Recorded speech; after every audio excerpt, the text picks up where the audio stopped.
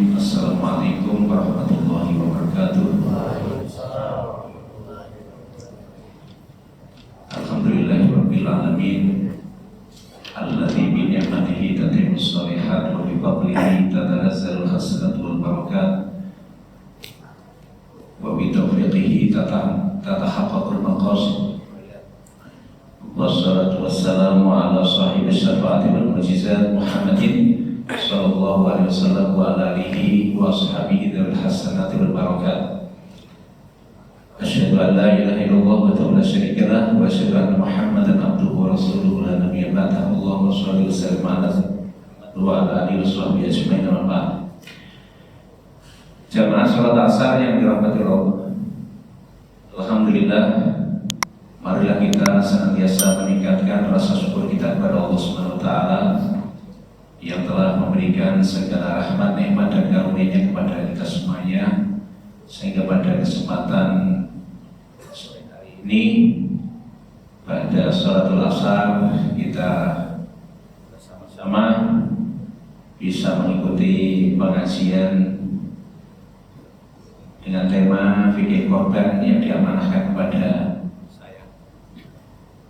Salawat dan salam semoga tetap tercurah limpahkan kepada junjungan kita Nabi besar Muhammad SAW, kepada segenap keluarga, sahabat dan para penerus dakwahnya beserta orang-orang yang tetap setia mengikuti sunnahnya, jejaknya hingga hari kelak kemudian.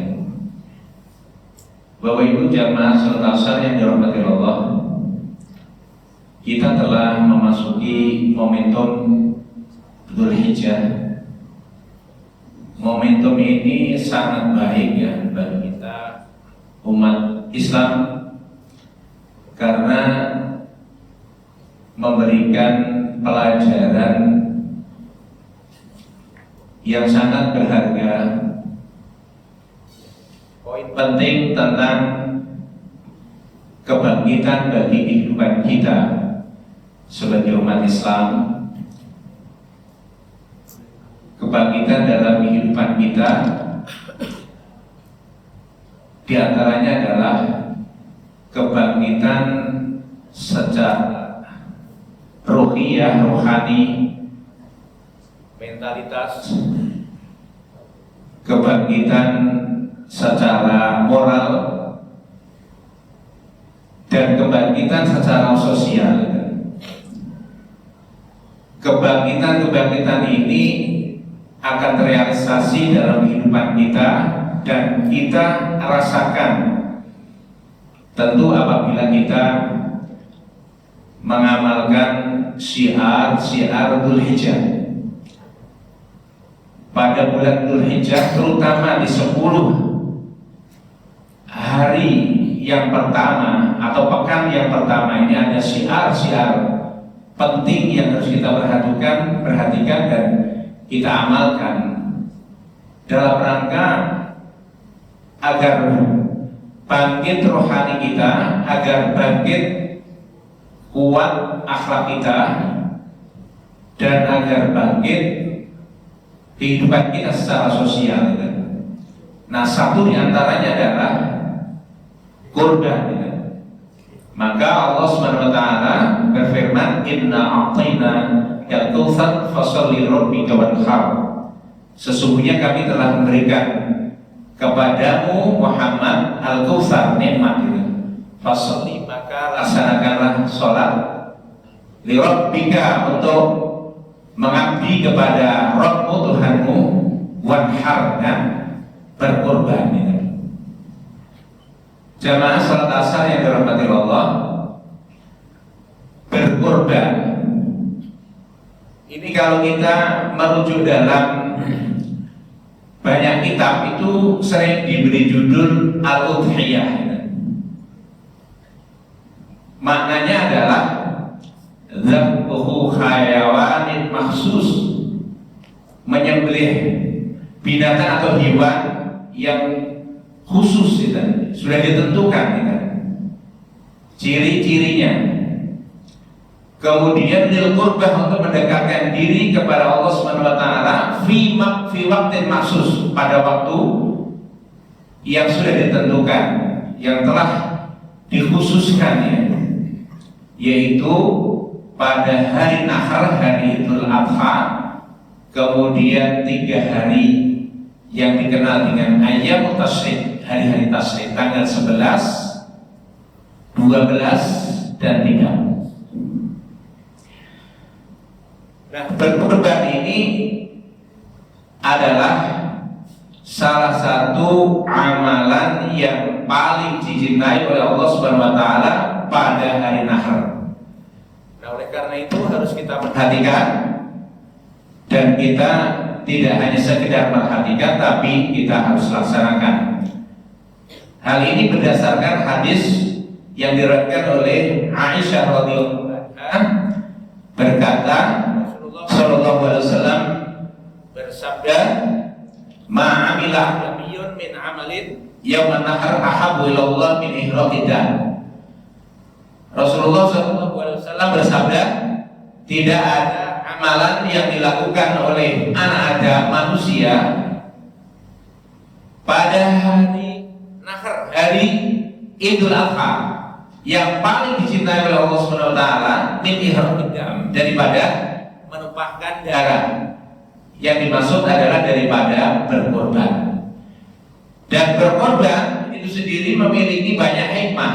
Di antaranya adalah korban itu merupakan tanda syukur kita orang Islam, orang yang beriman, atas nikmat yang Allah berikan kepada kita, terutama nikmat harta. Yang kedua, sebagai tanda syukur kita atas umur yang Allah berikan kepada kita. Yang ketiga, berkorban itu adalah melaksanakan tuntunan Nabi kita Muhammad SAW. Dan yang keempat, ternyata berkorban ini merupakan salah satu upaya kita agar kita ini mendapatkan kemudahan-kemudahan dalam hidup ini. Hal ini dinyatakan dalam surat Al-Lail, "Fa'amma man a'ta wa saddaqa bil husna fasanuyassiruhu lil yusra." Maka adapun orang yang a'ta, memberi, wattaqo, bertakwa kepada Allah Subhanahu wa taala, wa saddaqa bil husna, dan membenarkan apa yang diperintahkan oleh Allah itu mendatangkan kebaikan, apa yang diperintahkan oleh Allah itu mengantarkan diri kita menuju surga, fasanuyassiruhu lil yusra. Jadi Allah, maka kami akan memberikan kemudahan bagi orang yang a'ta, yang memberi. Berkorban ini salah satu bentuk kita memberi daging korban. Dan yang bisa kita berikan tentu banyak, tidak hanya korban. Intinya dalam hidup ini, kalau kita memberi, maka kita akan diberi kemudahan oleh Allah Subhanahu wa taala. Baik kemudahan dalam urusan agama, kemudahan dalam urusan dunia, dan kemudahan dalam urusan akhirat. Yang dimaksud adalah kita akan diberi keringanan, merasa enteng dalam melaksanakan perintah-perintah Allah Subhanahu wa taala yang mengantarkan kita menuju kebahagiaan hidup di akhirat kita. Dan tentu saja hikmah korban ini sangat banyak sekali. Nah, sekarang berikutnya adalah tentang hukmul udhiyah, hukum berkorban. Hukum berkorban terjadi perbedaan pendapat di kalangan para ulama. Menurut Imam Hanafi, beliau mengatakan atau berpendapat bahwa hukumnya korban hukumnya wajib, karena ada sebuah dalil yang berbunyi Rasulullah SAW bersabda, "Man kana lahu sa'ah falam yughafi fala yaqrabanna masjidana." Barang siapa yang memiliki kelapangan rezeki, barang siapa yang diberi kemudahan memperoleh mendapatkan rezeki, kemudian tidak berkorban, maka jangan sekali-kali mendekati musola atau masjid-masjid kami. Kemudian juga mengacu pada dalil wanhar, perintah Allah Subhanahu wa taala agar berkorban pada hari Nahar. Tetapi menurut mayoritas ulama, di dalamnya adalah Imam Syafi'i, Imam Hanafi, dan Imam Hambali, bahwa berkorban itu hukumnya sunnah muakkadah. Yani sunnah muakkadah adalah sunnah allati wa Rasulullah SAW. Sunnahnya biasa dan sering dilakukan oleh Rasulullah SAW. Dan sunnah ini mendekati wajib. Tapi intinya hukum korban ini meskipun merupakan sunnah muakkadah menurut mayoritas ulama, tapi bagi kita yang diberi kecukupan rezeki, diberi kelabanan rezeki, banyak yang kita peroleh rezeki Allah Subhanahu wa taala berupa harta, maka sangat ditekankan, sangat dianjurkan untuk berkorban agar kita ini bisa meraih keutamaan yang saya sebutkan tadi. Artinya kita adalah seorang hamba Allah yang akan dicintai oleh Allah. Kalau kita sudah dicintai oleh Allah, maka Allah Subhanahu wa taala akan memberikan apa yang kita minta. Yang kedua, kita termasuk merupakan hamba yang pandai bersyukur, mensyukuri atas segala nikmat yang Allah berikan kepada kita, nikmat harta, nikmat umur, dan nikmat yang lainnya. Dan kita termasuk digolongkan orang yang mau berbagi, bagi orang yang mau berbagi, punya kepedulian, punya perhatian kepada orang yang terutama minal wal masakin, maka kita akan diberi kemudahan oleh Allah Subhanahu wa taala. Kemudian selanjutnya jenis korban. Korban itu ada dua jenis.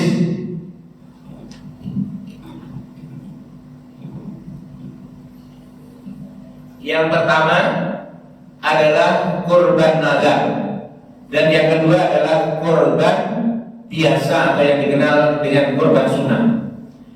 Korban nazar ini hukumnya wajib bagi siapapun dari kalangan umat Islam yang pernah bernazar. Nazar ini bentuknya banyak ya, yang latar belakangi banyak. Misalnya kalau saya sukses mendapatkan apa, saya berprestasi, anak saya lulus dan lain sebagainya, saya akan berkorban, maka hukumnya wajib dilaksanakan. Nah, tentang daging korban nazar itu mayoritas ulama berpendapat harus dibagikan semuanya, tidak boleh ada yang dimakan walaupun hanya sebagian kecil. Kemudian korban sunnah.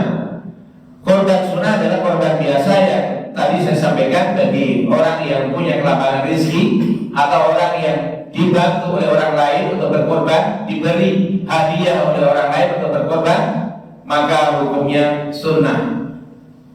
Nah, tentang dagingnya tentu berbeda, nanti akan dijelaskan di bab selanjutnya ya. Kemudian hewan-hewan yang dikorbankan itu ada tiga jenis. Yang pertama adalah ibil, onta ya. Onta ini umurnya minimal 5 tahun. Yang kedua sapi dan sejenisnya, misalnya kerbau, minimal 2 tahun. Kemudian yang ketiga adalah kambing, minimal 1 tahun. Yang ketiga adalah domba, minimal 6 bulan. Ini dijelaskan dalam beberapa riwayat.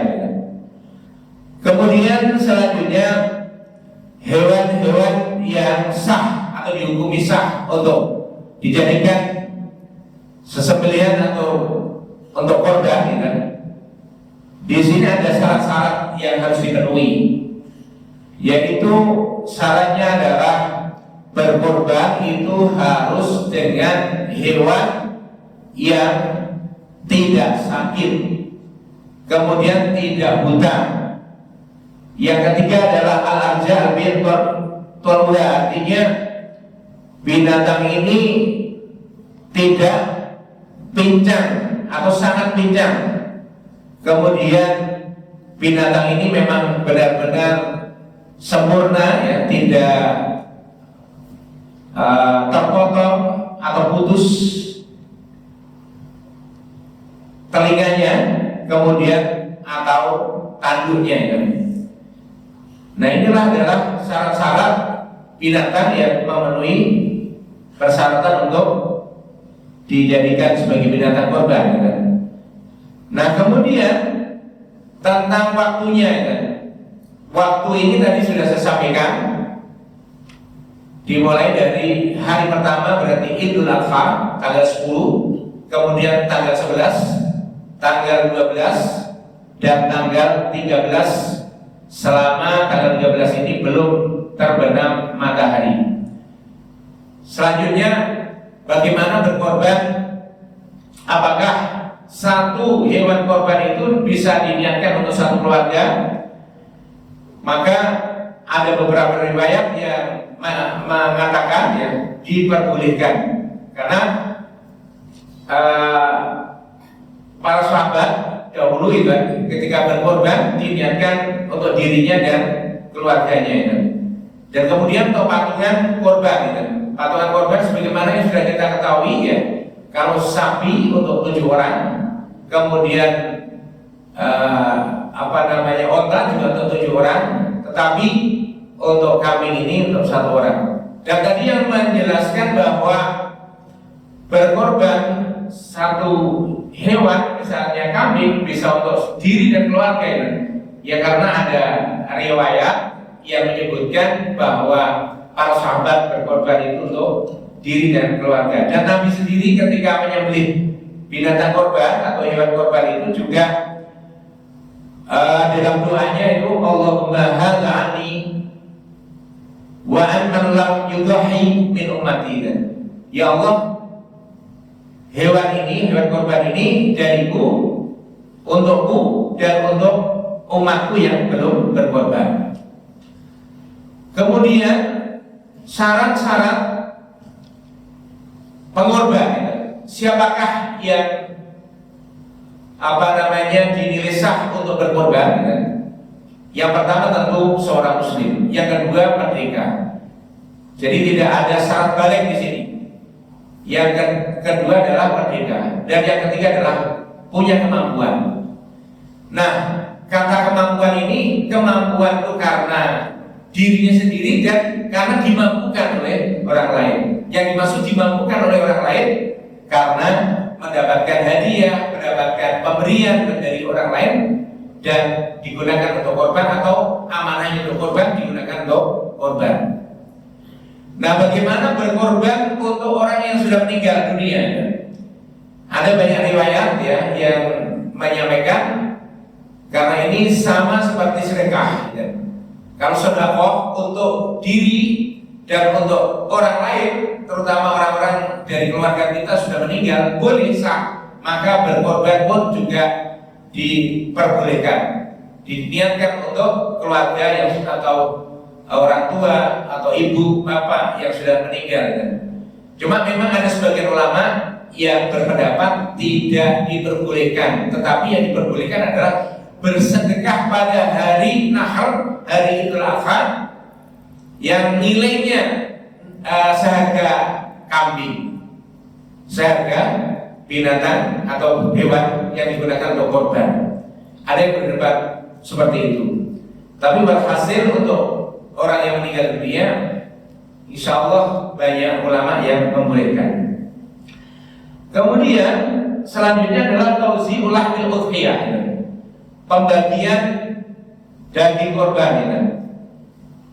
Nah, untuk pembagian daging korban ini, karena berkorban itu berbeda dengan zakat ya, maka dalam hal pemberian ini, kalau zakat sudah jelas diberikan kepada asnaf as-samaniyah, asnaf 8 atau kelompok 8. Tetapi untuk daging korban ini bisa dinikmati untuk berkorban, bisa diberikan kepada orang lain, bisa diberikan kepada keluarga, bisa diberikan kepada orang-orang yang kaya. Ini adalah korban.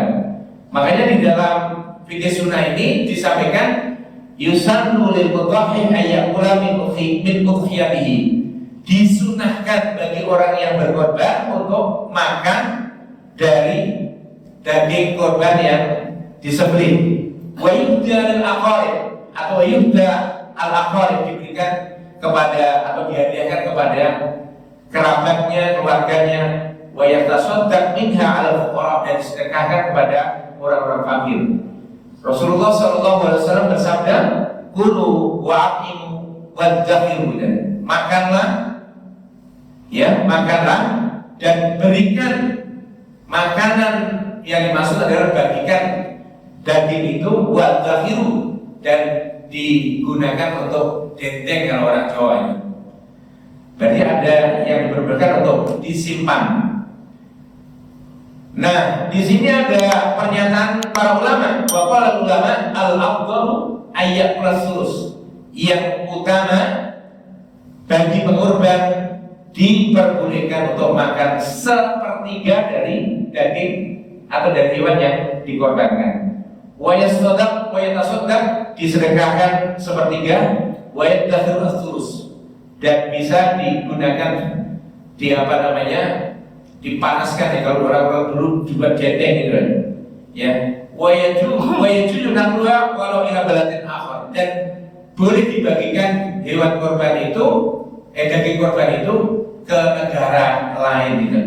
Tetapi bagi kita ini, karena berkorban kita serahkan kepada panitia, jadi rasanya gak elok lah kita ngambil sepertiga.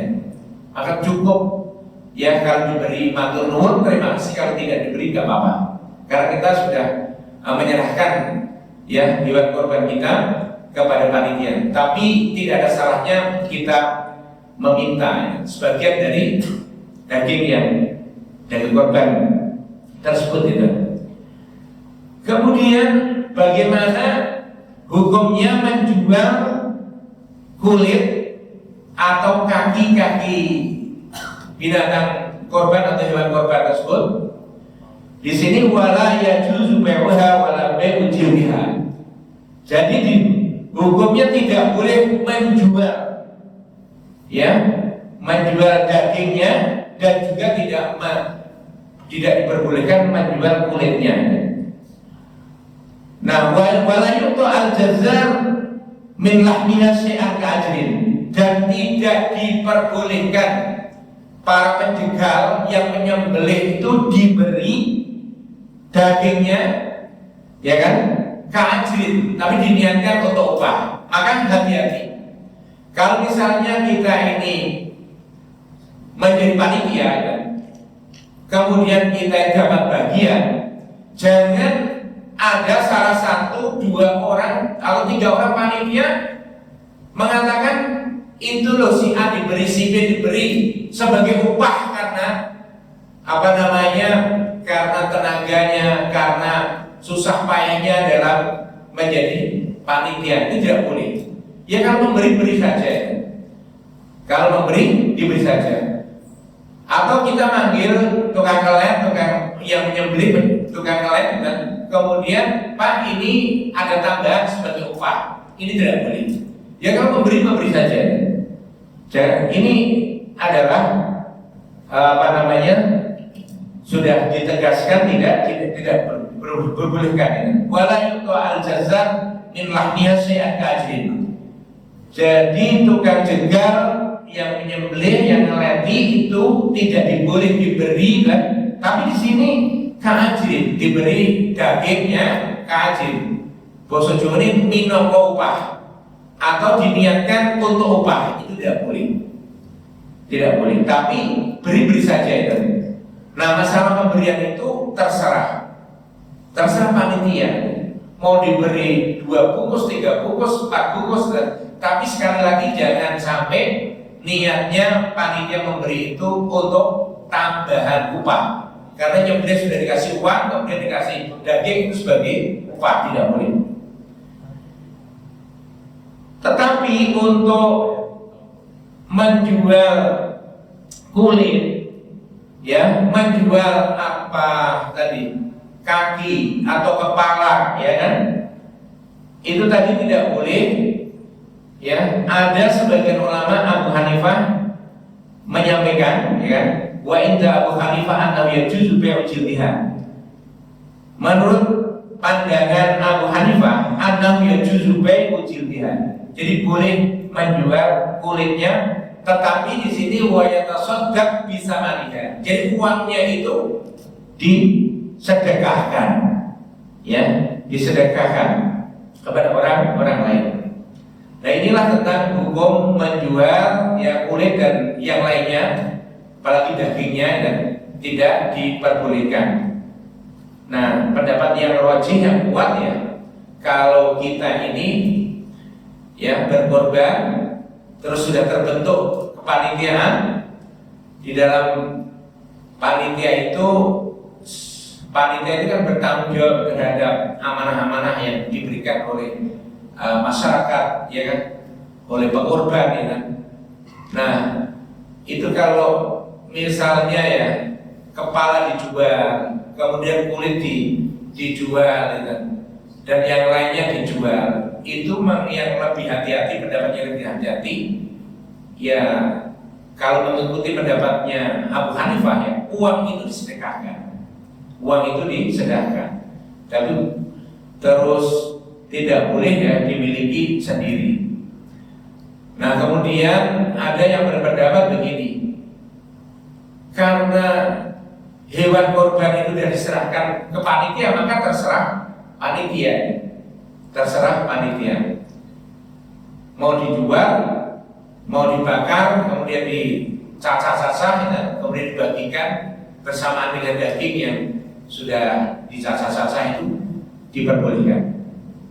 Kemudian yang terakhir tentang tata atau sunah-sunah dalam udhiyah, dalam berkorban.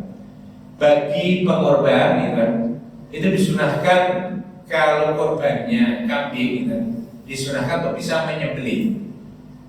Ini sunnah hukumnya, tapi bagi yang punya keahlian. Tapi kalau yang tidak punya keahlian diserahkan kepada tadi ahli penyembelih. Kemudian yang kedua, menyaksikan. Dan yang ketiga, disunahkan untuk membaca ketika pas penyembelihan darah mengucur, itu disunahkan untuk membaca inna sholati wa nusuki wa mahyaya wa mamati lillahi rabbil alamin la syarika lahu wa bidzalika umirtu wa ana awwalul muslimin wa ma umirtu wa ana minal muslimin juga bisa. Nah, kemudian tata cara menyembelih sebagaimana yang disebutkan dalam sunnah itu, pertama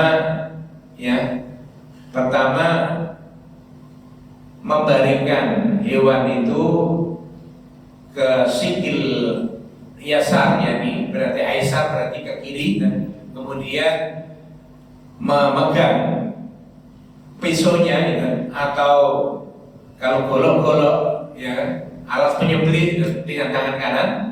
Kemudian posisi kaki kita ini diletakkan di lehernya.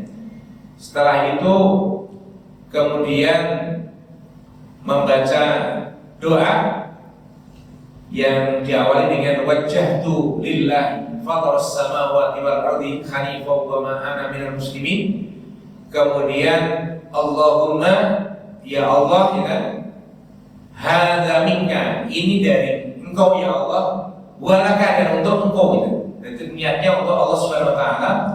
Allahumma, ya Allah, taqabbal, terimalah, min, kalau korbannya Afif ya min Afif, kalau korbannya Ahmad min Ahmad, kalau korbannya siapa apa disebutkan jamaah kelompok ya disebutkan kelompoknya, Allahumma taqabbal, ya, min siapa, Afif min Ahmad, kalau kelompok ya disebutkan kelompoknya, dan Allahumma taqabbal minhu, dan terus inna sholati wa nusuki wa mahyaya wa mamati lillahi rabbil alamin bismillah, ya, bisa bismillahirrahmanirrahim dibaca dengan sempurna. Karena masalah tasmiyah, membaca basmalah itu semua ulama sepakat wajib, ya kan, semuanya ulama sepakat. Cuma berbeda pendapat apakah cukup Bismillah Allahu Akbar atau Bismillahirrahmanirrahim Allahu Akbar.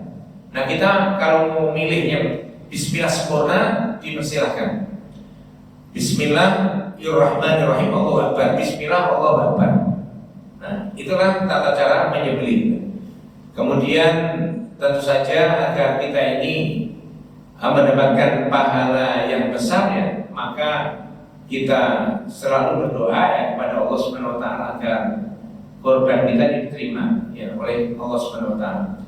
Nah, inilah beberapa hal penting yang bisa saya sampaikan masalah korban ini ya, agar kita ini paham, kita bisa mendalami ya, maka perlu pada kesempatan ini saya buka tanya jawab. Dipersilahkan, monggo. Ya. Kalau bapak panitianya ada ngambil itu untuk makan siang itu gimana? Gimana? Panitia ada ngambil sedikit daging terus untuk makan siang, boleh nggak? Iya, karena korban itu sudah diserahkan kepada panitia, maka panitia ya kan, ya saya kira diperkenankan untuk mengambilnya itu bisa dalam keadaan mentah, ya belum dimasak, dan bisa diambil diniatkan untuk bersama dimasak. Ya. Berarti kan dimakan setelah matang, ya, setelah matang. Sah-sah aja, Pak. Jadi memang ada yang ulama sangat hati-hati kan, dikhawatirkan bahwa itu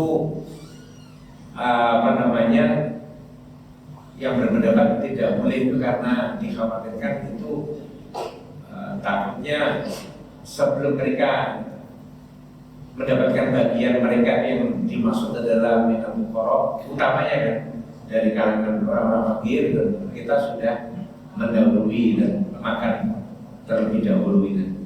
Tetapi secara hukumnya sah dan mubah, dan boleh. Saya kira itu. Terus panitia juga kadang membagi ya tadi yang saya singgung gitu, di dalam kepanitiaan itu kadang-kadang kan ada yang maaf ya nyelomong gitu, itu ditambahi kan upahnya dia kongelan itu ya kerja keras, kerja berat gitu. Ya itu yang tadi sudah saya singgung, tidak boleh, itu kan diniatkan sebagai upah gitu. Jadi bagi-bagi aja gitu. Jadi yang perlu diingatkan itu. Wawalam, insya Allah nggak masalah diperbolehkan. Ada yang lainnya? Oh iya. Ada teman yang titip pertanyaan. Kan di lingkungan GKN ini ada PNS juga yang non PNS kan? Sebagai BPNPN.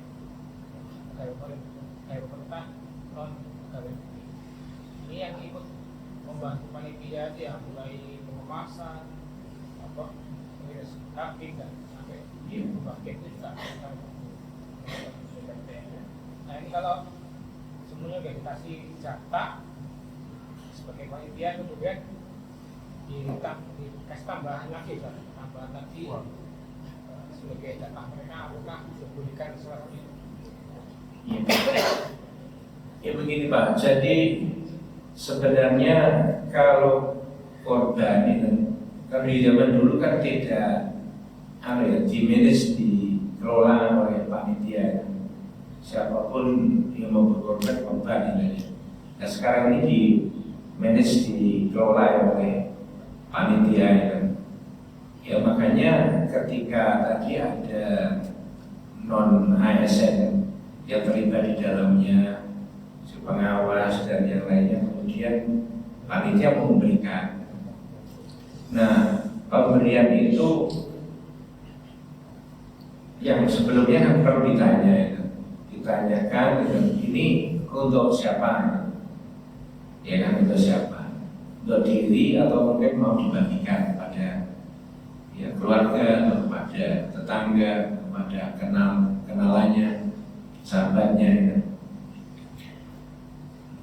Nah saya kira tergantung panitia itu yang penting tadi Pak, jangan sampai ada niat untuk upah itu tadi Pak. Sebagai upah itu kan, niat upah itu kan ya tambahan, dia kerja tambahan. Pokoknya itu yang perlu diingat, diperhatikan, jangan sampai niatnya untuk upah ini. Karena itu, tapi kalau membagikan bagian lebih itu tergantung panitia, tergantung panitia. Berarti hukumnya ya intinya tergantung pada niat tadi. Niatnya apa? Karena memang itu juga tipis untuk masalah niat itu. Bisa jadi ke arah upah, ya kan? Karena hati, niat itu kan dalam hati kan. Seringnya berpikirannya begitu kan. Masa mengasih si A, si B dan ini apa namanya, karena jeripayahnya, karena kerjanya yang benar, pilih dia ngurusi, nyari apa namanya, ini hewan korbannya. Itu yang paling penting, jangan diniati. Makanya susah itu. Nah makanya masalah niat itu perlu ditata, aturin. Ya kalau dari pihak luar tadi kita juga tahu ya, dia itu misalnya minta untuk dibagikan, ya saya kira jelas. Tapi yang enggak jelas minta ngarani ya harus banyak ya kan? Nah itu nanti juga dimusyawarahkan di panitia itu. Berarti jawaban saya itu tadi tergantung panitia memberinya niatnya apa.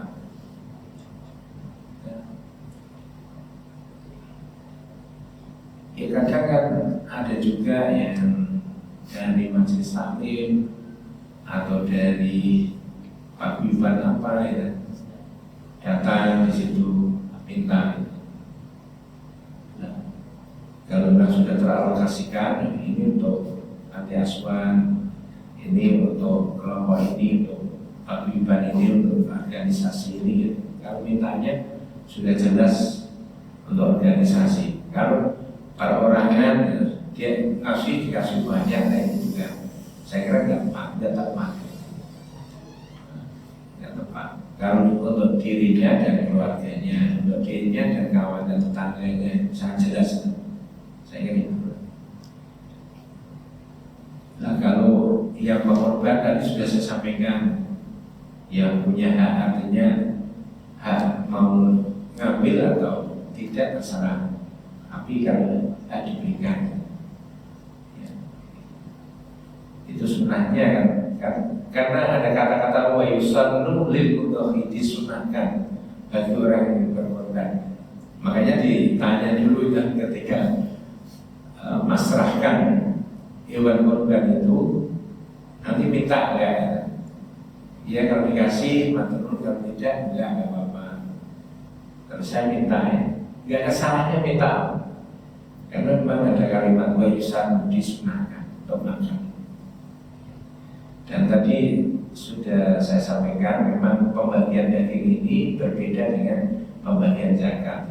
Kalau daging korban ini bisa diberikan kepada orang miskin, fakir, dan itu prioritas.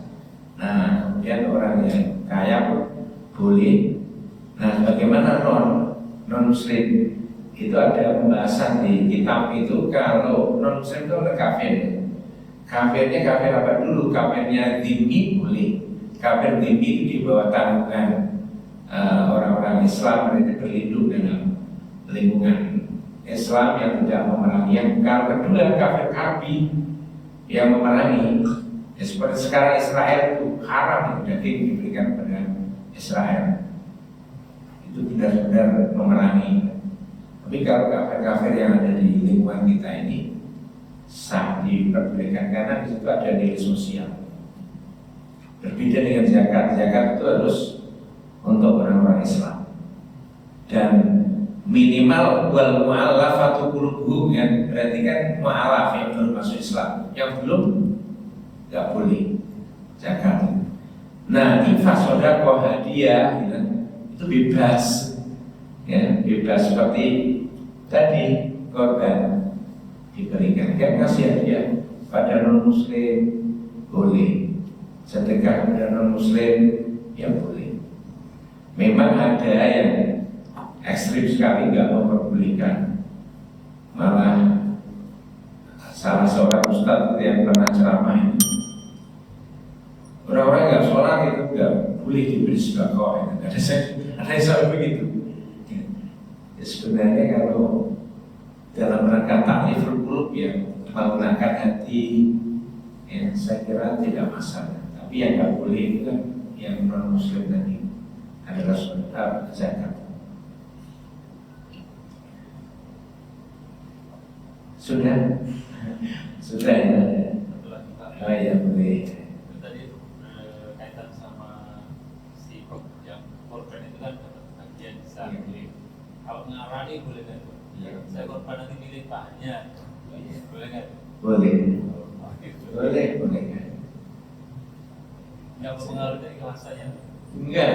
Jadi ini berbeda dengan ngamal selain korban. Korban itu memang di dalam riwayat itu tadi saya sampaikan ya, itu ada hak kita yang berkorban. Ya. Dan sekarang ngarani kalau dikasih kepala ya, ngarani nggak apa-apa. Duitnya yang mahal, duitnya yang dipilih apa? Cuma memang kadang-kadang pandangan masyarakat secara umum ya, orang ngamal kok kayak ya diminta kembali gitu. Enggak, beda. Jadi korban berbeda dengan sedekah yang lain. Sedekah yang lain itu sedekah juga termasuk ya pemberian. Inilah yang membedakan korban dengan sedekah.